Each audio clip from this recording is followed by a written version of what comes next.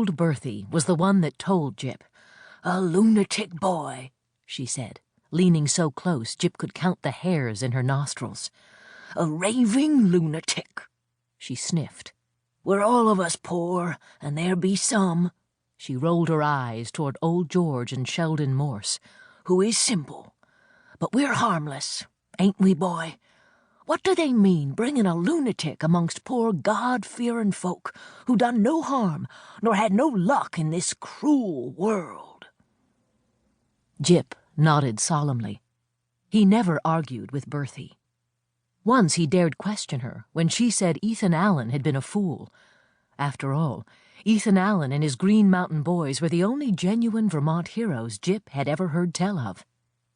"Ethan Allen was a hero," he'd said. She slapped him across the cheek so hard it stung. He wouldn't have credited that old wrinkled hand with such strength. "I said fool, boy. Don't go contradicting your elders." He didn't again. Besides, why were they bringing a lunatic to the poor farm?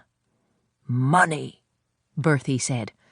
"It'd cost the town too dear to send him to the asylum." The overseer of the poor had appeared several days earlier. Mr. Flint was an imposing man, tall enough to look down his nose at most of the population, with deep, buckshot eyes and sunken cheeks like a skeleton. You could tell from his frock coat and stovepipe hat what an important man he was in these parts. Indeed, he was the wealthiest and most important man that any of the residents knew of. It was he that had put each of them here on the town poor farm and demanded their gratitude on every possible occasion.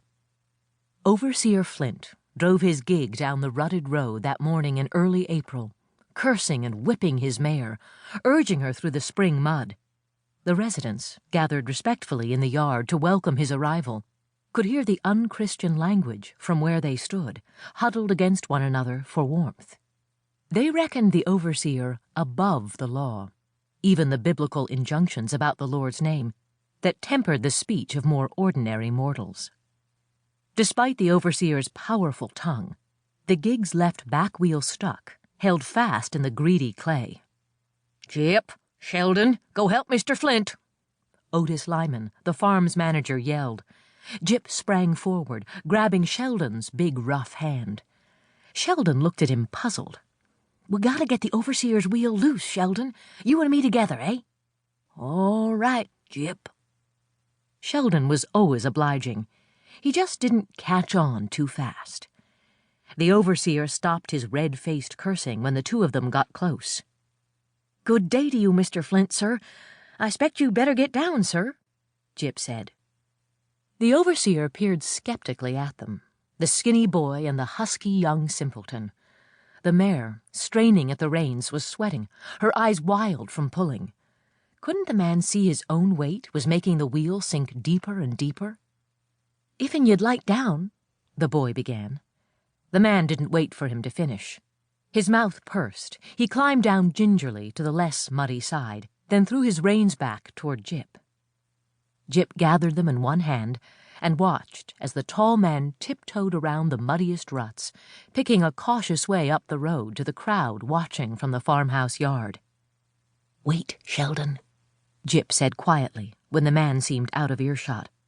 "We gotta make friends with this poor critter first. Mr. Flint has aggravated her something fearful with all his whipping and cursing." He moved to the mare's head and began to speak soothingly to the beast. The horse tossed her head once, but when the boy reached a chapped hand to her neck, she let him stroke it, barely stamping her muddy feet. "Now, Sheldon," Jip said, his voice hardly louder than a spring breeze on a maple branch, "just put your shoulder on that wheel, and when I say gee, you shove. All right?" Sheldon grinned, nodding his prematurely balding head. "I'm strong," he said proudly. "That's right, Sheldon. You ain't got extra sense, but you're lots stronger than most anyone. I can't do without you. All I can do is talk sweet to this here horse. You're the one what's got to save the gig for the overseer." "He'll say, 'Thank you, Sheldon. You're a good boy.'" "He might, Sheldon. He just might. Anyhow, we gotta do it, thanks or no."